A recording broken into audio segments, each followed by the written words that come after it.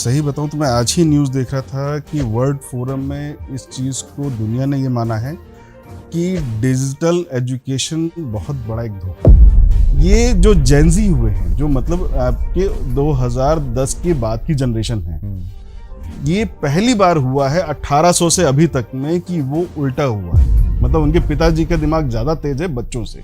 वो स्कूल जिनके पास proper training structure नहीं होता, आए दिन हम न्यूज़ में भी पढ़ते रहते हैं बच्चों के ऊपर क्या क्या हो रहा है। बच्चा आज न्यूक्लियर फैमिली हो गई, मम्मी पापा और बच्चे, इसके अलावा परिवार में अब कोई है नहीं। बच्चा क्यूरियस हो, जो भी वो देखे उसके पीछे वो पूछे क्या हो रहा है, वो जानना चाहे। जब ये न्यूक्लियर फैमिली बढ़ती है तो बच्चों को वो जो 360 डिग्री का जो डेवलपमेंटल एस्पेक्ट है वो कवर नहीं हो पाता।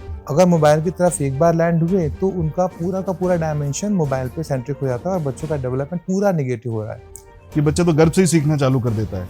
अगर हम सोचें कि छोटे से बच्चे को क्लास में बैठा के ब्लैक बोर्ड पे हम लिखें और बच्चा उसको याद करके सीख जाएगा, कभी भी ये पॉसिबल नहीं है। तो आपका मतलब है कि आज भारत में अपन माने कि प्री नर्सरी की ज़रूरत पड़ चुकी है। उनके पेरेंट्स आके हमें थैंक यू बोल के गए कि ये स्कूल का हम लोग यहाँ पे इफेक्ट देखते हैं। नमस्कार। कल एक फूल चमेली का मर गया आखिर, बहुत दबाव था उस पर गुलाब होने का। ये पंक्तियां किसी शायर ने या किसी कवि ने किसी और परिप्रेक्ष्य में कही होंगी, लेकिन आज ये पंक्तियां जो मैं बोल रहा हूं वो बच्चों से रिलेटेड है, जो हमारे स्कूल जाने वाले बच्चे हैं, जो आज नर्सरी में पढ़ रहे हैं या पढ़ने जाने वाले हैं, या उसके बाद 4th 5th और उसके बाद 12th तक। आपको भी ये महसूस होता होगा कि कितना दबाव है आज बच्चों पर एजुकेशन का, ये बन जाने का, वो बन जाने का। माँ बाप भी दबाव देते हैं, समाज का भी दबाव रहता है। कभी एक वक्त था जब 5 साल की उम्र स्कूल की दहलीज मानी जाती थी, फिर नर्सरी आई और अब प्री नर्सरी आ गया है। 2-3 साल के बच्चों को अब स्कूल रेडी कहा जाने लगा है। सवाल ये नहीं है कि बच्चे स्कूल जा रहे हैं, सवाल ये है कि क्या वे सचमुच तैयार हैं। क्योंकि शोध हमको ये बताते हैं कि जीवन के शुरुआती 5 वर्ष मस्तिष्क विकास के लिए बहुत महत्वपूर्ण होते हैं। इस उम्र में उनके भावनात्मक सुरक्षा, खेल, संवाद और आत्मविश्वास की नींव रखी जाती है। तो आज इसी विषय पर बात करने के लिए हमारे साथ हैं रीवा में फर्स्ट ट्राई इंटेलीटॉट्स नर्सरी के संचालक प्रियेश कनोडिया जी। प्रियेश जी, बहुत बहुत स्वागत है आपका। धन्यवाद हमारे स्टूडियो में। प्रियेश जी, जैसा कि मैंने अपने इंट्रो में बताया कि आज हम किस विषय पे बात करना चाह रहे हैं जी। हम अपनी चर्चा की शुरुआत एक गंभीर प्रश्न से आपसे करना चाह रहे हैं जी। आजकल हम देख रहे हैं कि बच्चों को बहुत छोटी उम्र में स्कूल भेजा जा रहा है। जैसा पहले बताया कि हम लोग 5 साल के हो जाते थे तब, या 6 साल के लिए, जब 6 साल के हो जाते थे तब हम स्कूल जाते थे। लेकिन अब हम 1.5, 2 या 3 साल के बच्चों के हाथ में स्कूल बैग देखते हैं अमूमन कि वो जा रहा है स्कूल की तरफ। ऐसे में एक स्वाभाविक सवाल उठता है मन में कि कहीं हम अनजाने में अपने बच्चों पर, नौनिहालों पर अपेक्षाओं का बोझ तो नहीं डाल रहे हैं। हम उनके प्राकृतिक बचपन की गति से आगे निकल जाने की जल्दी में तो नहीं है, या हम उनको ढकेल रहे हैं बचपन से आगे ज़बरदस्ती। तो हम आपसे जानना चाहेंगे कि आप क्या महसूस करते हैं कि क्या ये समय सचमुच सीखने का है या पहले जी भरकर बचपन को जी लेने का है? बिल्कुल, आपका प्रश्न बहुत ही अच्छा है और आज के परिवेश में बिल्कुल आपने एक सटीक प्रश्न पूछा है। अगर आपने जो बात कही कि बचपन ये जीने का है कि सीखने का है, तो मैं आपको बताऊं बचपन ये जीने का ही है। जो हमारे साथ पहले होता था कि 5 साल में हम स्कूल जाते थे और पढ़ाई हमारी 5 साल की उम्र कंप्लीट होने के बाद चालू होती थी। आज के माहौल में वो चीज़ नहीं रह गई। अगर हम पहले के माहौल देखें तो पहले संयुक्त परिवार हुआ करते थे। आज मतलब घरों में आपके माँ बाप के साथ साथ दादा दादी, नाना नानी, ताऊ चाचा बुआ सब होते थे। तो बच्चे क्या है, उस परिवेश में खेलते थे, उस परिवेश में बड़े होते थे।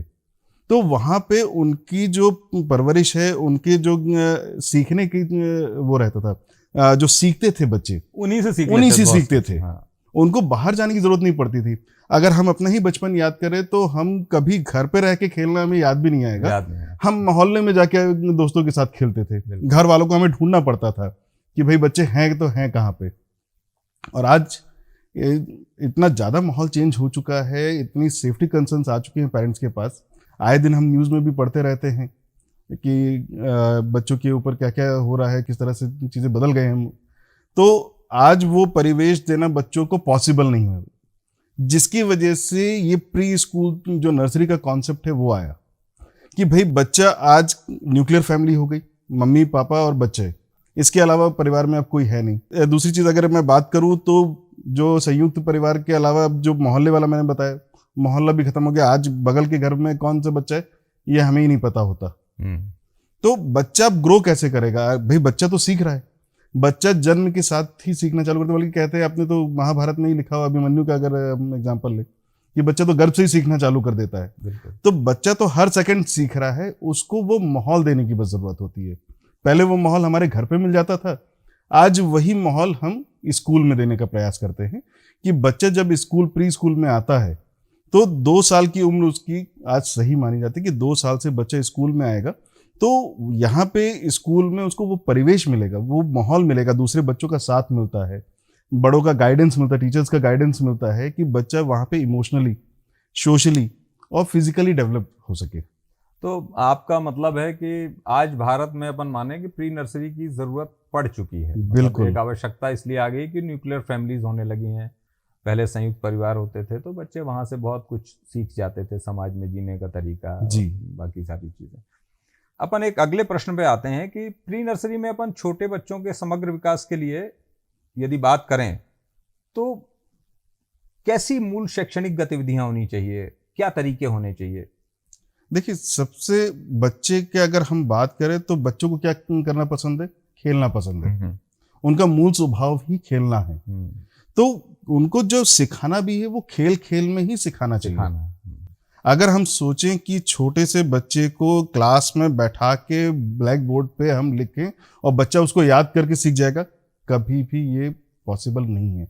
ये उसके ऊपर जाती होगी, कहना चाहिए, क्योंकि वो उसका मूल स्वभाव है ही नहीं सीखने का। उसका मूल स्वभाव क्या है कि वो खेले, और हम यही अपने स्कूल में प्रयास करते हैं कि बच्चे यहाँ पे खेले। इसीलिए इसको अगर हम देखें तो क्या कहते हैं, प्ले स्कूल कहते हैं। स्कूल नहीं कहा जाता, प्ले स्कूल कहा जाता। प्ले स्कूल का मतलब ये होता है कि बच्चे खेलने आएंगे और खेल खेल में ही सीखेंगे।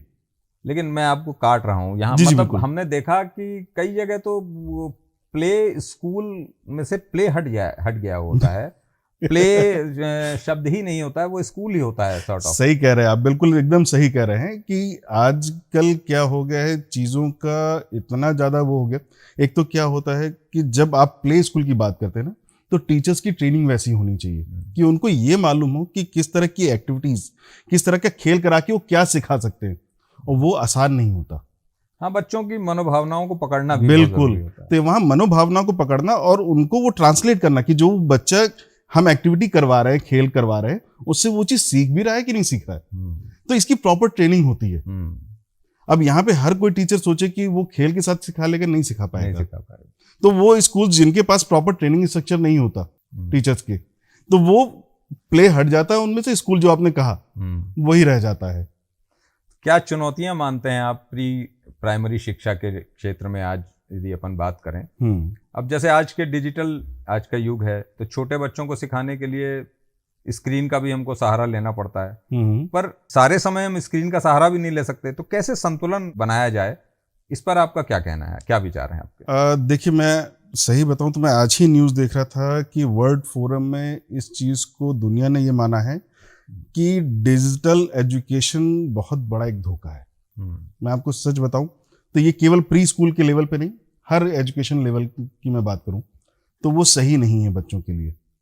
बच्चों का दिमागी विकास जो हो रहा है, अभी आज ही मैं एक साइंटिस्ट हैं जिन्होंने ये शोध किया है, मैं उनका नाम भूल रहा हूँ, उन्होंने ये बताया कि 18वीं सदी से हर जनरेशन की बुद्धिमत्ता पे उन्होंने रिसर्च की हुई है। तो ये देखा गया है कि जो आने एडवांस जनरेशन होती है वो अपने प्रेडिसीसर जनरेशन, मतलब पिताजी की जनरेशन को बच्चा ओवरटेक करता है, मतलब उसके आगे बढ़ता है।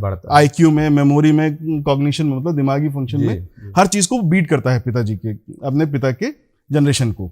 ये जो जेनजी हुए हैं, जो मतलब आपके 2010 के बाद की जनरेशन है, ये पहली बार हुआ है 1800 से अभी तक में कि वो उल्टा हुआ है, मतलब उनके पिताजी का दिमाग ज्यादा तेज है बच्चों से। अच्छा, ये सिर्फ इसलिए हुआ क्योंकि यहाँ पे डिजिटल एजुकेशन, जो आप स्क्रीन टाइम की बात कर रहे हैं, वो इंट्रोड्यूस हो गया। तो हम कभी भी ये नहीं प्रिफर करते और ना ही हम किसी को ये सलाह देते हैं कि बच्चों को एजुकेशन स्क्रीन के थ्रू करवाएं। अच्छा, हमारे स्कूल में भी जो लर्निंग एनवायरनमेंट है वो स्क्रीन फ्री है। अच्छा, हम लोग स्क्रीन का यूज ना के बराबर करते हैं, मतलब हमारे यहाँ स्क्रीन यूज होता है, मैं इसके लिए नहीं बोलूंगा कि नहीं होता, पर एक हफ्ते में मुश्किल से 2 से 3 मिनट का स्क्रीन टाइम अगर हुआ तो, वो भी इफ है।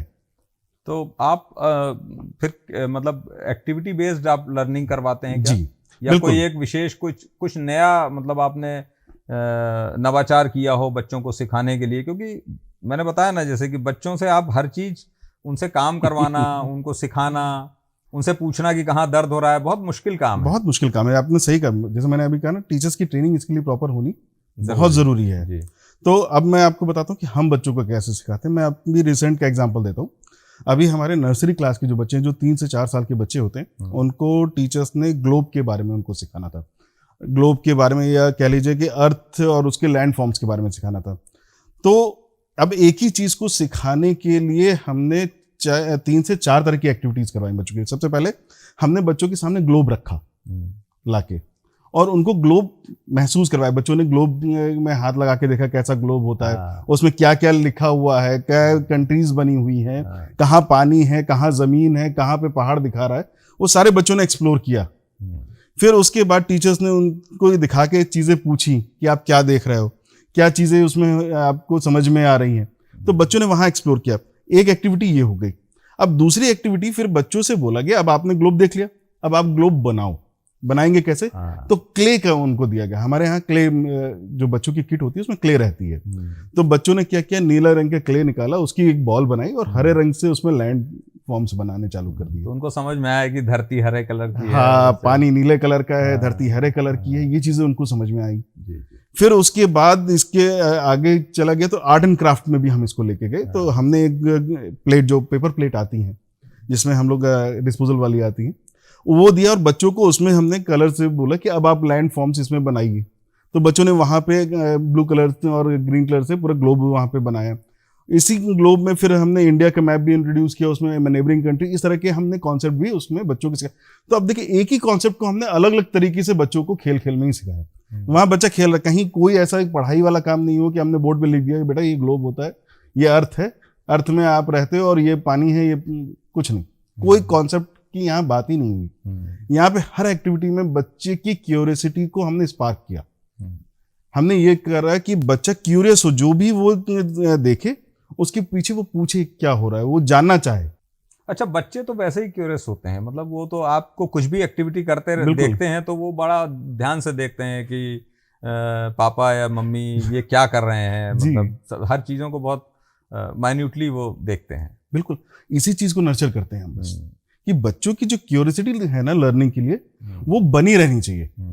हम क्या होता है एज ए एडल्ट, जब हम उनकी क्यूरियोसिटी को इग्नोर या फिर डांट के, हम जब देखो सवाल पूछते रहते, तो इस तरह के हम जब सेंटेंस का उनको यूज करते हैं ना, तो धीरे धीरे ये क्यूरियोसिटी खत्म हो जाएगी। और ये फॉर्मल स्कूल्स में अक्सर होता है, आप देखेंगे तो बच्चों को वहां सवाल पूछने की आज़ादी नहीं होती। आप 2 सवाल पूछ दीजिए टीचर से, टीचर डांट देगी बच्चे को कि तुम्हें कुछ नहीं बन रहा, इतना तो मैंने पढ़ा दिया। तो उसकी क्यूरियोसिटी नेचुरली जो है वो खत्म हो जाती है। हम उल्टा करते हैं, हम बच्चों को उकसाते कि आप पूछो और समझो क्या हो रहा है। उससे वो मुखर भी होता है, वो बिल्कुल सवाल पूछने के लिए उसके मन में जो एक झिझक है वो भी खत्म होती है। वो कॉन्फिडेंट बनता है, उसको एक सेफ स्पेस मिलता है जहां पे उसको लगता है कि मैं यहाँ पे कुछ भी पूछ सकता हूँ। और लर्निंग आप देखेंगे तो कब चालू होती है, जब बच्चा सेफ महसूस करता है। अगर हम अपने स्कूल टाइम की बात करें तो हम वहां डरे बैठे रहते थे कि कहीं हम ये डांटना पड़ जाए, कोई पनिशमेंट टीचर ना दे दे, मार ना पड़े हमें। तो जब हम सेफ महसूस नहीं करेंगे तो हमारी लर्निंग नहीं होती। लर्निंग के लिए सेफ स्पेस बनाना बहुत जरूरी है स्कूल को, खासकर बच्चों के लिए। तो ये चीज हम जरूर करते हैं कि अपने स्कूल को एक सेफ स्पेस बनाते हैं। बच्चे का कई बार ऐसा भी होता है हमारे यहाँ कि बच्चे का सीखने का मन नहीं है, तो वो क्लास छोड़ के क्लास के बीच से प्ले एरिया में चला जाता है। हम नहीं रोकते उसको, हम कोशिश करते हैं कि वो वापस आ जाए धीरे से, वो थोड़ी देर खेलता, फिर हम चल बच्चे बेटा। हाँ। मनमौजी होते हैं जब जहाँ जिसको अब जाना ये है। सोचिए, यही अगर कोई फॉर्मल स्कूल हो या जो आप कह रहे हैं ना कि प्ले हट गया, जिन स्कूलों में स्कूल बस बचा है, वहां पे तो अलाउ नहीं है कि बच्चे क्लास में हिल भी सके। सही है। हमारे यहाँ तो वो अगर नहीं मन है तो वो खेलने आ जाते हैं बच्चे बाहर। अच्छा, एक चीज़ और अपन देखते हैं अक्सर, सुबह आप निकलिए तो बच्चे जब स्कूल जाते रहते हैं तो रोते हैं, हाँ, बहुत रोते हैं। मतलब उनको एक तो घर छोड़ने का दुख होता है, पेरेंट्स से, खासतौर पे माँ से बिल्कुल। बिछड़ने का दुख होता है। माँ बाप भी थोड़ा सा फील करते हैं उस चीज़ को, बड़ा बच्चे के मन में एंजाइटी होती है कि यार मतलब कहाँ जा रहे हैं अपन। तो एक अच्छा प्री स्कूल यदि अपन बात करें, या हम आपके स्कूल फर्स्ट क्राई की बात कर लेते हैं, तो इस सिचुएशन से निपटने के लिए आपका स्कूल बच्चों को और पेरेंट्स को किस तरह की मदद करता है? मतलब किस तरह से आप इसको हैंडल करते हैं? ये बहुत आपने जो अभी करंटली जैसे नए एडमिशन्स हो रहे हैं, तो बिल्कुल आपने जो सवाल पूछा है आपने उसी से रिलेटेड सवाल पूछ लिया। अब जो नए बच्चों के एडमिशन्स होते हैं ना, इसमें ट्रांजिशन होता है। ट्रांजिशन मतलब बच्चा घर से स्कूल की तरफ आता है जी।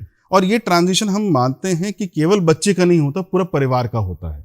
सही है। जैसे आपने कहा कि वो जब बच्चा रोता है तो वो क्षण माँ बाप और दोनों के लिए ही हाँ, भारी होता है, भारी होता है।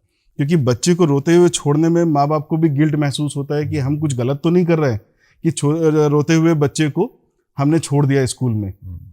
तो सबसे पहले हमारा जो ट्रांजिशन होता है उसमें हमारा सबसे पहला होता है कि जब हम एडमिशन लेते हैं तो पेरेंट्स की काउंसलिंग करते हैं। उस समय हम पेरेंट्स को वहाँ पे ये चीज़ के लिए मेंटली प्रिपेयर करते हैं कि अब आपने एडमिशन लिया है, आप बच्चे को छोड़ेंगे तो बच्चा रोएगा, तो आप इसके लिए मेंटली प्रिपेयर हो जाइए। आपको इतना मदद करना है कि बच्चे को भी घर पे जाके मेंटली प्रिपेयर करना है कि कल से आप स्कूल जाएंगे बेटा, आप हमारे बेगर वहाँ पे रहेंगे और मम्मी या पापा आपको लेने आएंगे कुछ देर बाद। तो आपको वहाँ पे टीचर्स मिलेंगी, वहाँ पे मैम है, वहाँ पे दीदी हैं, टॉयज है, आप वहाँ प्ले करिए और फिर मम्मी पापा आपको आके ले जाएंगे। तो ये चीज़ जब बच्चे को घर से मिलती है, जब मम्मी पापा उनको ये सांत्वना देते हैं, इस तरह उसको सिखाते हैं, तब बच्चे के अंदर भी वो करे जाता है। जब फिर वो स्कूल आता है वो रोएगा थोड़े समय के लिए। तो उस समय हम क्या करते हैं कि उस बच्चे के साथ हम एक टीचर अलॉट कर देते हैं जो बच्चे को सेफ महसूस करवाने में उनकी मदद करती है। तो वो बच्चे को उनके साथ खेलना, उनके साथ अलग अलग एक्टिविटीज़ करना, उसके साथ घूमना, तो ये सब जब करते तो बच्चे का कॉन्फिडेंस टीचर पे आ जाता है। बिल्कुल, कि ये जब तक है मम्मी पापा नहीं आ रहे तब भी मैं सेफ हूँ। तो वहाँ पे इस तरह से हम ट्रांजिशन धीरे धीरे बच्चों को मोल्ड करते हैं और ज़्यादा टाइम नहीं लगता, हफ्ते से 10 दिन में बच्चे आराम से मोल्ड हो जाते हैं। वो स्कूल फिर आना चाहते हैं क्योंकि उनको ये पता है कि मैं यहाँ खेलने जाता हूँ, कोई प्रेशर नहीं है पढ़ाई का कि पहले दिन से ही उनको क्लास में जाना है तो पढ़ाई हो रही है, कोई उनको अलग से इंस्ट्रक्शन दे रहा है। वो फ्री होते हैं हमारे स्कूल में, उनको जहाँ मन कर रहा है, जैसे मन कर रहा है, जिससे मन कर रहा है वो खेल सकते हैं। तो बच्चा वहाँ पे फ्री होके अपने आप को एक्सप्रेस कर पाता है और फिर वो देखता है कि डेली मम्मी पापा छोड़ते हैं, कुछ देर बाद वो आके ले जाते हैं, तो एक कॉन्फिडेंस उसके ऊपर उसका भी बिल्ड हो जाता है कि मेरे को मम्मी पापा यहाँ छोड़ के नहीं चले गए हैं, वो कुछ देर के लिए ही गए। तो इस ट्रांजिशन में फंस गए। इस तरह धीरे धीरे हम पेरेंट्स को भी तैयार करते हैं और साथ में बच्चों की भी साइकोलॉजी को समझते हुए उनको भी रेडी करते हैं स्कूल के लिए। अच्छा, करिकुलम की बात हम करें यदि, तो मतलब प्ले और पर्पसफुल जो लर्निंग है, इसके बीच का बैलेंस आप कैसे बनाते हैं? यदि मतलब आपके स्कूल में पढ़ने वाला बच्चा 1 साल बाद पेरेंट्स उसमें क्या चेंजेस देखना चाहते हैं या क्या देखते हैं चेंज? देखिए, हमारे यहाँ अभी मैं आपको एक एग्जांपल दूं। कुछ दिन पहले अभी हमारे यहाँ एक पेरेंट्स आए थे, बच्चा अभी UKG में पिछले 1 साल से हमारे साथ थे। वो पिछले फरवरी में वो हमारे स्कूल में उसने एडमिशन लिया था और अभी कुछ टाइम पहले उसके दादाजी का रिटायरमेंट हुआ। रिटायरमेंट होने पे उन्होंने रिटायरमेंट पार्टी जनरली जो रखते हैं वो रखी गई और वहाँ पे लगभग 150 लोग की गैदरिंग हुई और स्पीचेस दे रहे थे। सब बड़े जितने भी उनके परिवार वाले थे, जो इतने मित्र थे, वो स्पीच दे रहे थे और उनके पेरेंट्स का ये कहना था कि जो स्पीच दे रहे थे सबको कहीं ना कहीं 150 लोगों के बीच में बोलने में झिझक हो रही थी, क्योंकि ऑब्वियस सी बात है कॉन्फिडेंस इतना नहीं होता, हमें आदत नहीं होती बड़े पब्लिक के सामने बोलने की।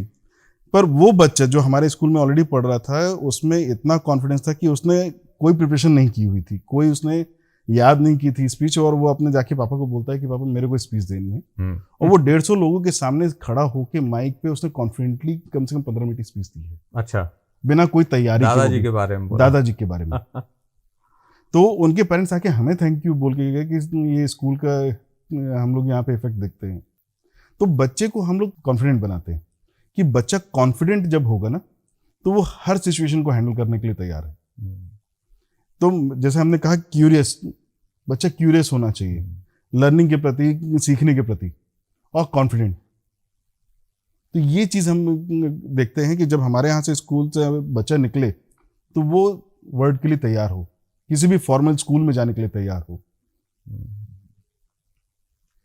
अच्छा, ज़्यादातर जब माँ बाप एडमिशन कराने जाते हैं खासतौर पे प्री नर्सरी स्कूल्स में, तो एक सामान्य सी जानकारी लेते हैं हर जगह कि आपके स्कूल में सीसीटीवी कैमरा है कि नहीं है। इससे ऊपर शायद ही बहुत सारे पेरेंट्स पूछ पाते होंगे। आपको क्या लगता है क्या पूछना चाहिए? एक डिटेल सवाल, जैसे मतलब सिक्योरिटी, इंफ्रास्ट्रक्चर, स्टाफ की ट्रेनिंग आपके यहाँ कैसे क्या हो रही है या कैसे दिलाते हैं, है ना, सिक्योरिटी प्रोटोकॉल क्या है, इससे जुड़े सवाल पूछने चाहिए या केवल सीसीटीवी तक? बिल्कुल आपने सही कहा, सीसीटीवी तक। देखिए सीसीटीवी हर जगह लगा हुआ है, सीसीटीवी एक बहुत ज़रूरी पार्ट है, मैं मानता हूँ सिक्योरिटी और सेफ्टी का, कि कल के दिन सबसे ज़्यादा ज़रूरी आपको क्या लगता है? मुझे जो लगता है टीचर्स और वहाँ का एनवायरनमेंट, कैसे टीचर हैं, बच्चों को किस तरह वो हैंडल कर रहे हैं, बच्चों को किस तरह नॉलेज वो ट्रांसफ़र करते हैं, और किस तरह का वो माहौल क्रिएट करते हैं, क्या बच्चा वहाँ फ्री है कि नहीं। जैसे आपने शुरुआत में मेरे से एक सवाल पूछा था कि आज जो 2 साल के बच्चे स्कूल जाने लगे, पहले हम 5 साल के थे तब जाते थे और आप 2 साल में जा रहे हैं, तो 2 साल के बच्चों के लिए अगर हम बात करें तो घर में बहुत सारी बातें होती है। जैसे हमारे बड़े बुजुर्ग भी सेम चीज़ कहते हैं कि अभी तो बच्चा छोटा है, क्यों भेज रहे हो, अभी से क्यों बर्डन डाल रहे हो स्कूल में भेजने का। तो स्कूल को बर्डन से कब हमने वो रिप्लेस करना चालू कर दिया। मतलब बच्चों को स्कूल भेजना आज बर्डन माना जाता है। क्यों बर्डन माना जाता है? क्योंकि स्कूल में जब बच्चा जाएगा तो उसके ऊपर प्रेशर दिया जाएगा कि पढ़ाई करो, याद करो, एग्जाम की तैयारी करो, यही सब होगा। पर हमारे स्कूल में ये सब चीज़ें नहीं हैं। हम क्या करते हैं कि बच्चों को वहाँ पे ग्रो होने के लिए हम स्पेस देते हैं। बच्चा अपने तरीके से वहाँ ग्रो हो सकता है, वहाँ पे खेलता है अपने तरीके से। तो यहाँ पे अगर इसमें फर्स्ट क्राई में आता है तो वो बर्डन नहीं होता। मैं आपको एक ये भी बात बताना चाहूँगा कि हमारे यहाँ एग्जाम भी नहीं होते इसी वजह से। कोई भी क्लास में, मतलब प्ले, नर्सरी, LKG, UKG, हम चारों क्लास की अगर बात करें तो चारों क्लासेस में कोई एग्जाम नहीं। अच्छा। बच्चों के इससे क्या होता है कि बच्चों के एक प्रेशर फ्री जो एनवायरनमेंट की मैं बात कर रहा हूँ वो बिल्ड हो रहा है कि बच्चों को कोई एग्जाम का प्रेशर नहीं है। बच्चा जो एक्टिविटी कर रहा है उसी बेसिस पे हम उसको इवेल्युएट करेंगे। अब रिपोर्ट कार्ड तो हमें पेरेंट्स को देना ही है, पेरेंट्स को बताना है कि बच्चे ने कैसे ग्रो किया। तो बच्चा क्लास में ही जो एक्टिविटीज़ करता है उसी बेसिस पे टीचर ऑब्जर्व करती है उनको कि बच्चे ने पहले जब वो आया था तब वो कितना परफॉर्म कर रहा था और अब कितना परफॉर्म कर रहा है। उसी बेसिस पे उनकी ग्रेडिंग की जाती है और वही रिपोर्ट कार्ड हम पेरेंट्स के सामने रखते हैं। यहाँ तक कि केवल जैसे अब फॉर्मल स्कूल्स की अगर हम बात करें तो कैसे हमारे होते हैं एग्जाम्स की, इंग्लिश का होता है, हिंदी का हो गया, मैथ्स का हो गया, सब्जेक्ट वाइज। हमारे यहाँ रिपोर्ट कार्ड सब्जेक्ट वाइज होता ही नहीं है। हमारे यहाँ रिपोर्ट कार्ड कैसे होंगे कि फिजिकल डेवलपमेंट, बच्चा एक लाइन अगर हमने सीधी खींची जमीन पे तो बच्चा उस पर लाइन पे चल पा रहा है कि नहीं चल पा रहा, अगर वो सीढ़ी रेलिंग पकड़ के चढ़ लेता है कि नहीं चढ़ लेता, क्या वो बॉल बास्केट में डाल देता है कि नहीं डाल देता। इस तरह के क्वेश्चंस होते हैं हमारे यहाँ जो कि ये में दिखाते हैं कि बच्चा फिजिकली डेवलप कितना हो गया। फिर कॉग्निटिव डेवलपमेंट, वो दिमाग जो उसका ग्रो किया वो कितना ग्रो किया, क्या वो 2 पीसेस के पजल्स को सॉल्व कर पा रहा है कि नहीं कर पा रहा, क्या वो जो मिस एंड मैच अगर हमने किया है या पैटर्न्स को रिकॉग्नाइज करना है तो वो उसको कर पा रहा है कि नहीं कर पा रहा। तो ये सारे हमारे क्राइटेरियाज होते हैं जिसमें हम बच्चों को ऑब्जर्व करते हैं और उनकी मार्कशीट बनती है। तो दर्शकों, ये थे Priyesh Kanodia, FirstCry Intellitots nursery के संचालक। आप सब भी महसूस कहीं ना कहीं करते होंगे कि आज बच्चों पर भावनात्मक बहुत सारा दबाव है, मानसिक रूप से वो बहुत दबाव महसूस करते हैं। इस पॉडकास्ट का जो हमारा पर्पस था वो ये था कि जब हम स्कूल बच्चे को भेजते हैं तो हमें क्या चीज़ें स्कूल में, मतलब प्री नर्सरी स्कूल में यदि हम एडमिशन कराने जाते हैं तो क्या क्या चीज़ें हमें देखनी चाहिए, और बच्चों के भावनात्मक और मानसिक दोनों विकास और शारीरिक विकास को लेकर हमको किन किन चीज़ों का ध्यान रखना चाहिए। इसी विषय पर हमने शहर के child psychologist doctor Divakar Singh ji से भी बात करी। आप उनको भी सुनिए। ओके, सो बेसिकली जो बढ़ता हुआ ट्रेंड है शहरी एरिया अगर हम देखें तो most of family nuclear family हो चुकी हैं, बिकॉज सभी को काम करना है, मम्मी भी काम करती हैं, डैडी भी काम करते हैं, तो अब फैमिली को अपने घर पे जॉब नहीं मिल रही, तो ऑलमोस्ट देखेंगे आप क्यों न्यूक्लियर फैमिली का ट्रेंड बढ़ता चला जा रहा है।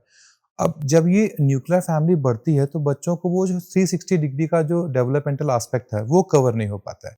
और अगर हम देखें कि इसके बहुत एडवर्स इफेक्ट भी हैं, क्योंकि पहले हमें समस्या थी तो हमारे दादा, नाना, मे बी कोई और जो पेरेंट्स होते हैं वो हमें सपोर्ट करते थे, पर आज की डेट में बच्चों के पास कोई कनेक्शन बिल्डिंग का कोई स्कोप ही नहीं है। तो अभी उनके पास क्या होता है, अल्टीमेटली वो मोबाइल की तरफ लैंड हो जाते हैं। अगर मोबाइल की तरफ एक बार लैंड हुए तो उनका पूरा का पूरा डायमेंशन मोबाइल पे सेंट्रिक हो जाता है और बच्चों का डेवलपमेंट पूरा नेगेटिव हो रहा है। तो आज की डेट पे अगर हम देखते हैं कि न्यूक्लियर फैमिली है तो उनके पास ये 3 से 6 एज ग्रुप के बच्चों की बात अगर हम करें तो उनका 40% फैमिली इससे इम्पैक्टेड है। तो इसका बहुत नेगेटिव रिसर्च में भी आया। अभी यूएसए में एक रिसर्च हुई, उसमें कहते हैं कि जो बच्चे मोबाइल पे एक्सपोज करते हैं वो इस समय के सबसे लेजी जनरेशन है। तो यहाँ जो प्री स्कूल्स हैं वो बहुत इंपॉर्टेंट रोल प्ले कर रहे हैं, क्योंकि वो बच्चों को वो सारे इंटीग्रेशंस के साथ जोड़ रहे हैं। एग्जाम्पल के रूप में फर्स्ट क्राई का इंटेल टॉट है, तो they are doing very good in integrating all the sensory activity, so socialising involve in that. तो आप ये सोचिए कि जब बच्चे को वो सारा एटमॉस्फेयर मिलेगा कि आपको क्या करना है, बच्चों को एक्सपोज कराना होगा। अभी बच्चों के मोबाइल पता है, उसको सेंसरी टच नहीं पता है। बच्चों को एक्सपोज कराना होगा मिट्टी, बच्चों को एक्सपोज कराना होगा प्लांट्स, एनिमल, जितने भी आपके सेंस ऑर्गन्स हैं सबको स्टिमुलेट करना पड़ेगा। जितनी इंफॉर्मेशन बच्चा रिसीव करेगा उतना बेहतर उसका डेवलपमेंट होगा। पहले के ज़माने में हम लोग गांव में थे या शहर में भी थे, पर हमारा एक्सपोजर बहुत ज़्यादा था, देन हम बहुत सी चीज़ें एक्सप्लोर कर रहे थे। अभी ये बहुत रिस्ट्रिक्टेड है, इसलिए बच्चों का डेवलपमेंट भी बहुत रिस्ट्रिक्टेड है। आपके लिए, अपने दर्शकों के लिए हम इस तरह के पॉडकास्ट हमेशा करते रहेंगे। आपको यदि किसी खास विषय पर ऐसा ज़रूरत महसूस होती है कि हमको पॉडकास्ट करना चाहिए तो कृपया हमें कमेंट्स में बताएं और जुड़े रहें शब्द साझी विंद के साथ, क्योंकि ये आपका अपना चैनल है। बहुत बहुत धन्यवाद। नमस्कार।